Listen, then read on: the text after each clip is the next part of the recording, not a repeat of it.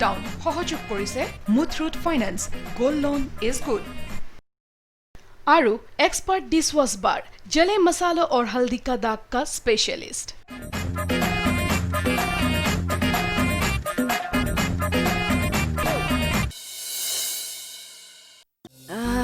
কি মজা লাগিছে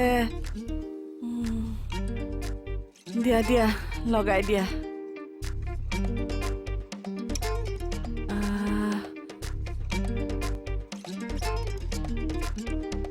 হাত দুখন যে ইমান কোমল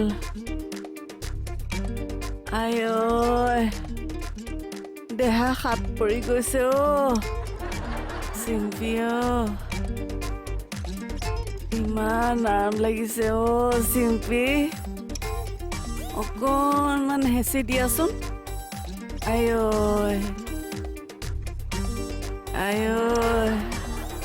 দিয়া দিয়া অকণমান হেঁচি হেঁচি দিয়া নেৰিবা দেই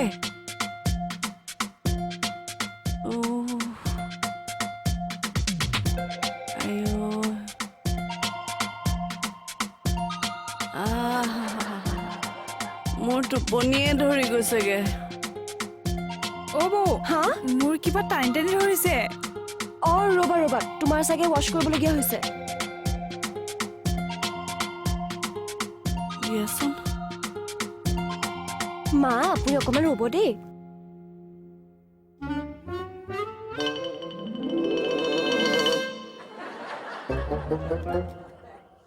এতিয়া আৰাম লাগিছে নে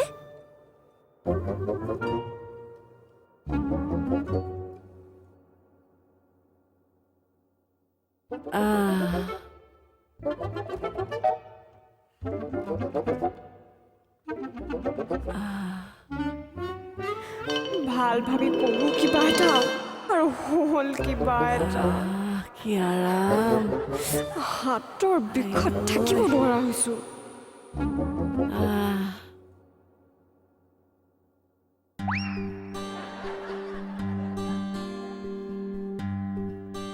বৌয়ে মোক ইমান ধুনীয়াকে ফেচিয়েল কৰি দিছে একদম পাৰ্লাৰত কৰা নিচিনা লাগিছে এতিয়াহে কিবা মুখখন নিজৰ মুখ লাগিছে দেতা আমাৰ মাজনী কি যে নহয় এইটো বয়সত ইমান ষ্টাইল বৌৰ পৰা এতিয়া ফেচিয়েল কৰাত লাগিছে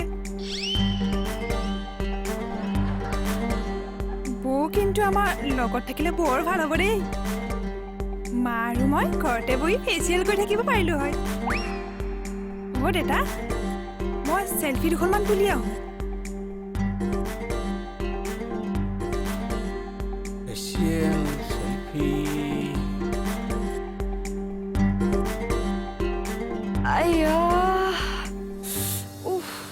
এতিয়া আকৌ কি হ'ল হাতখন যে ইমান বিষাইছে নহয় হাত বিষাইছে কিয় দুটা মানুহৰ মই ফেচিয়েল কৰাই আহিছো গম পোৱা নে হা মই ভাবিছিলো যে বনিৰ মই ফেচিয়েলটো কৰাই দিও আগৰ কথাবোৰ পাহৰি থাকিব মইনো কি জানো যে বনিৰ শেষ নহতে মাও আহি ওলাবহি মইতো কোনো এক্সপাৰ্ট নহয় ন যেনে তেনে বনিক কৰাই দিব ওলাইছিলো মাও আহি ওলাল নহয় ভাল হৈছে নিজৰ কাম নিজে বঢ়াই লৈছা মোৰ এনেকে কষ্ট হোৱা দেখি তোমাৰ বৰ ফূৰ্তি লাগিছে নোৱাৰা কাম এটা কৰিবলৈ তোমাক কিহে পাইছে আৰে মইনো কি জানো যে দুজনী মানুহৰ কৰাব লাগিব মই কিন্তু কৈ দিছো দেই সোনকালে ইয়াৰ পৰা ঘৰলৈ গুচি যাব লাগে তাকেইতো শুনা বন্ধ শেষ হোৱাৰ পিছত কিন্তু মই একদিনো ইয়াত থকাত নাই শুনাচোন নহলে এটা কাম কৰো দিয়া কি আমি থানাৰ পৰা পাৰ্মিশ্যন এখন উলিয়াই যাওঁগৈ বোলা পাগল হৈছা নেকি হা ঘৰত সুধিলে মই কি বুলি ক'ম আৰে অফিচৰ কাম বুলি কৈ দিবা আকৌ অফিচ যে এতিয়া বন্ধ সেইটো নাজানা কোম্পানীৰ কথা থাকিব পাৰে এতিয়া যে কোনো কোম্পানী নুখোলে সেইটো মাহতে ভালকে জানে আৰু গুৱাহাটীৰ পৰা কৰা ইয়াৰ পৰা বহি কৰা একেই কথা এতিয়া মই কি কৰিম বাৰু এডজাষ্ট Oh God.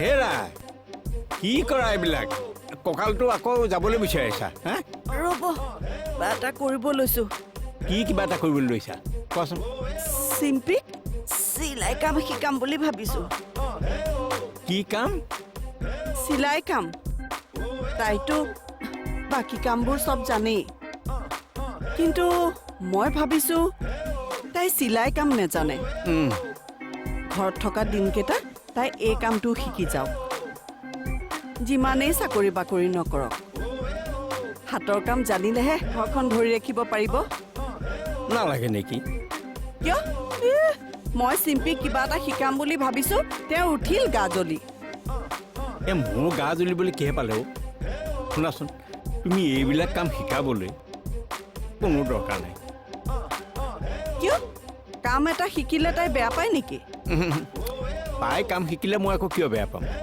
কিন্তু কথা হ'ল এই কামটো শিকাৰ আগ্ৰহটো থাকিব লাগিব তাই সেই কথাটোতো ভাবি চাব লাগিব এবাৰ আছে আছে তাইৰ আগ্ৰহ আছে ৰ'ব মই তাইক মাতি আনিছো ৰ'ব নুচুব এইটো নচো দিয়া চিম্পি চিম্পি চিম্পি তাই যেন আগ্ৰহ আছে চিম্পি চিম্পি নুচুবলৈ কৈছে চুই দিম বাপেকে যা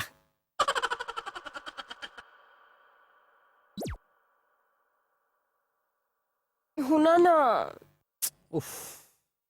মোৰ অলপমান মূৰটো মালিচ কৰি দিয়া না মই নোৱাৰো দেই প্লিজ দিয়া না ইমান মূৰটো বিষাই আছে কোনোবা আহি যাব কিনো হ'ল কোনোবা আহিলে মানুহৰ আগত মই তোমাক মূৰ মালিচ কৰি দিবলৈ বেয়া পাম যোৱা তেনেহ'লে দুৱাৰখন মাৰি থৈ আহা হ'ব চিম্পি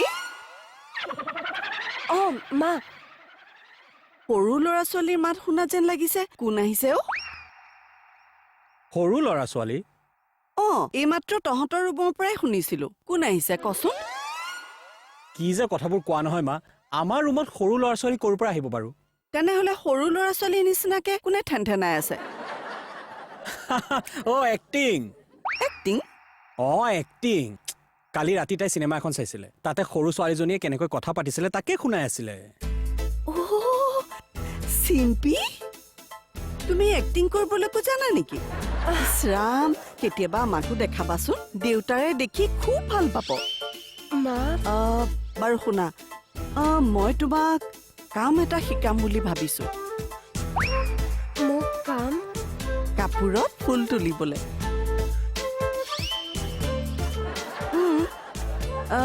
ফুল তুলিবলৈ নিশ্চয় নাজানা ন মই তোমাক শিকাম এইখিনি সময়ত এনেকে থাকি খুব আমনি লাগে তাতকে কাম এটাকে শিকিবা ঠিক আছে আহা আহা ব'লা মা আয়ো কি হ'ল চিম্পি চিম্পি চিম্পি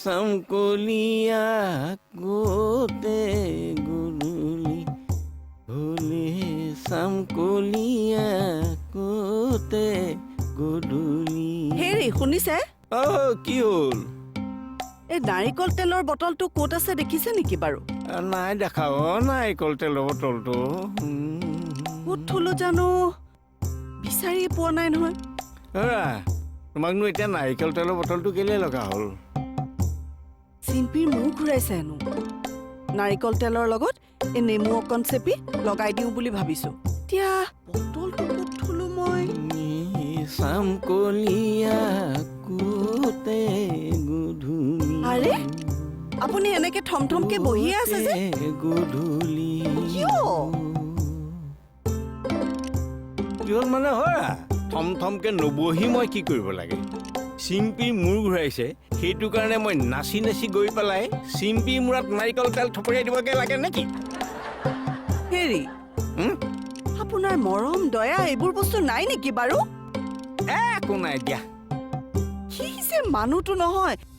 যে মানুহটো নহয় ক'ত থলো বটলটো এতিয়া সেয়া মানুহজনী উঠপ থপ চোৱাব দেহি সিফালে চাগে শিলাই নাম শুনি মোৰ ঘূৰাইছে সেই বেচেৰি সেইজনী আজলীয়ে গমেই নাপায় চিলাই শিকে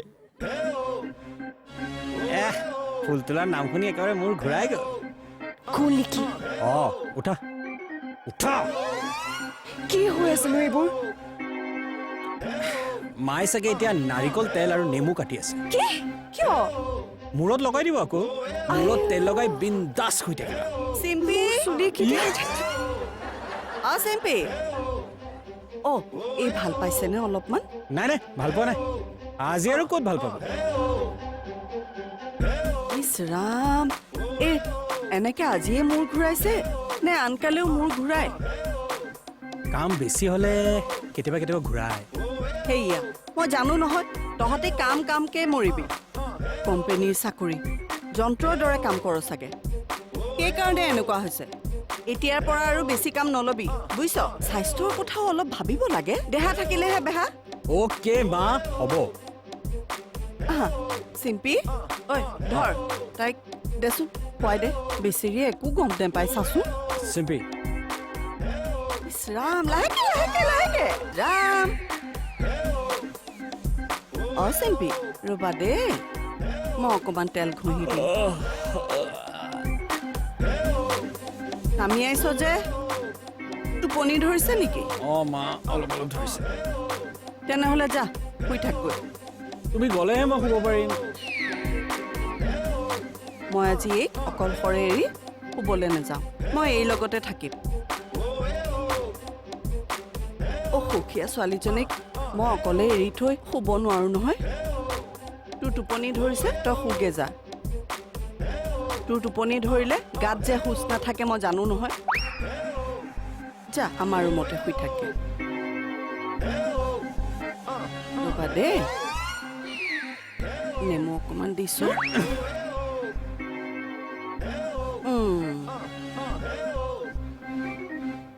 ভাল পাই যাবা দেই মই তোমাৰ লগত আছো নহয় মালিচ কৰি দিছো বেচেৰি ছোৱালীজনী কাম কৰিয়ে ছোৱালীজনীৰ দেহাটো একেবাৰে পৰি গৈছে বেচেৰি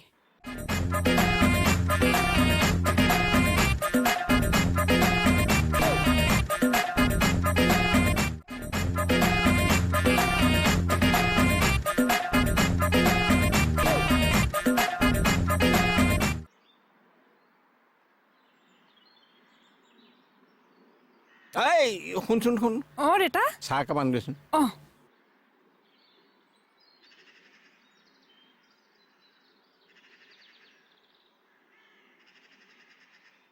উঠিলে কালি হ'বলা বোৱাৰীৰ লগত শুলা বোৱাৰী হ'ল কি হ'ল ছোৱালী নিচিনাই দিয়কচোন নিজৰ ছোৱালী বুলি ভাবিছে যেতিয়া ঠিকে আছে কিন্তু নিজৰ ছোৱালীৰ দৰে মনটো বুজিবলৈ চেষ্টা কৰিব লাগে তাইৰ কি কৈছে বুজি পাবা ৰবা আচলতে ইমান সময়ত তুমি বুজি পাবই লাগিছিলে তোমাক মই এনেই টেঙৰ বুলি ভাবোঁ কিন্তু মই ভাবাৰ দৰে তুমি ইমান টেঙৰ নহয় মই অকৰাই হ'লতো এতিয়া আপোনাৰ লগত এনেকে মুখ চুপতি কৰি সময় নষ্ট কৰিব নোৱাৰো সোনকালে চাহ খাওক আৰু আহক মই চাকি এগছ আগবঢ়াম বুলি ভাবিছো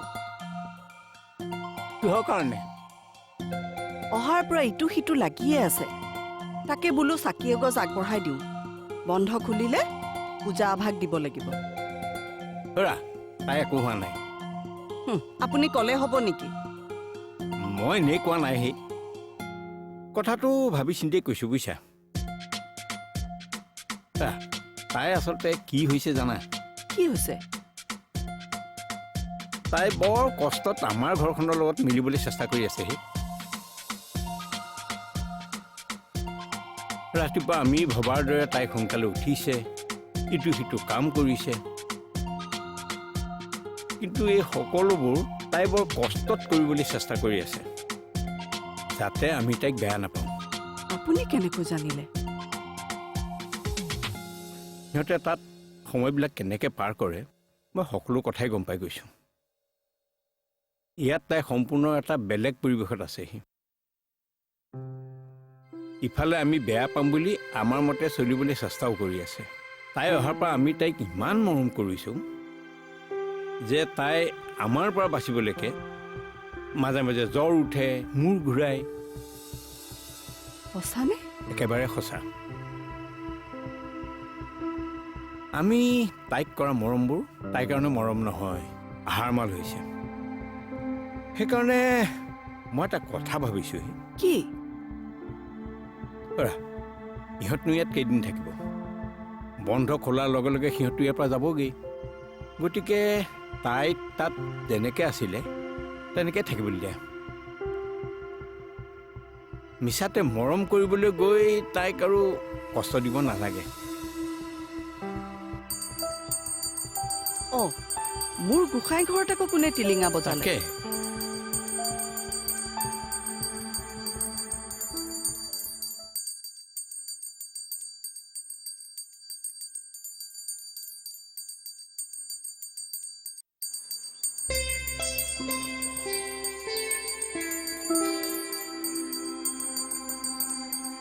চিম্পী?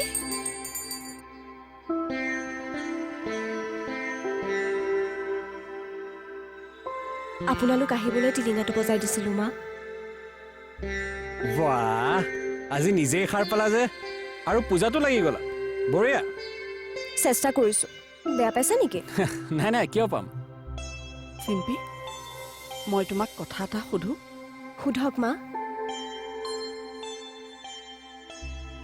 দেউতাৰে ক'লে তুমি হেনো আমাৰ লগত বৰ কষ্ট কৰি মিলিবলৈ চেষ্টা কৰিছা। কথাটো সঁচানে?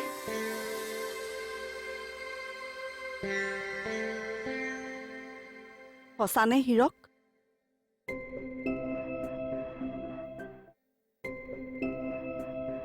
কথাটো মিছা নহয় মা। অলপ কষ্ট হোৱাটো সঁচা মা।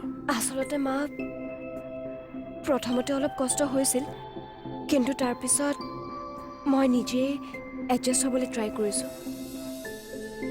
আৰু সেইকাৰণে আজি কোনেও নোকোৱাকৈ মই হাৰ পাই গৈছোঁ। আমি তোমাক জানি বুজি কষ্ট দিবলৈ খোজা নাছিলোঁ। তুমি ঘৰখনত আমনি পাবা বুলি ভাবিহে তোমাক ব্যস্ত ৰাখিব খুজিছিলোঁ। মই সকলো বুজি পাওঁ মা, আৰু বুজি পাওঁ কাৰণে আজি কোনেও একো নোকোৱাকৈ মই নিজে আহি গোসাঁই ঘৰত সোমাইছোঁহি। কিন্তু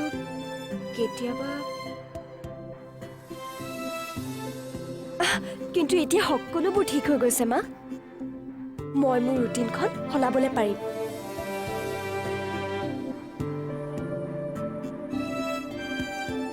মই যাতে কাৰো মনত দুখ দিবলগীয়া নহয়, তাৰে কাৰণে ভগৱানৰ আগত মই প্ৰাৰ্থনা কৰিবলৈ ইয়ালৈ আহিছিলোঁ, যাতে সেইখিনি কৰিবলৈ মোক শক্তি দিয়ে। আৰু আপোনালোকেও মোক আশীৰ্বাদ কৰিব মা। হেৰা, কি ভাবি আছা? ব'লা আটাইয়ে মিলি আমি প্ৰাৰ্থনা কৰোঁ, তেতিয়াহে চিম্পীয়ে মনত জোৰ পাব। হয় দেউতা, আহক। ব'লা। আহ।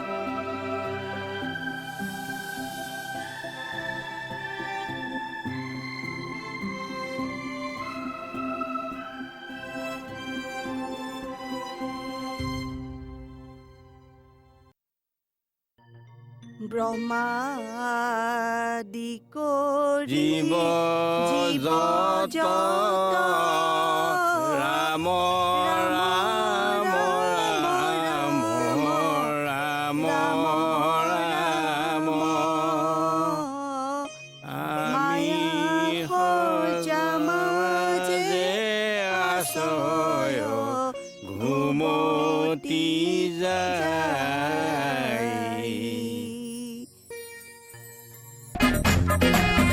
লকডাউন সহযোগ কৰিলে Muthoot finance, gold loan is good. আৰু एक्सपर्ट डिशवॉश बार, जले मसालों और हल्दी का दाग का स्पेशलिस्ट।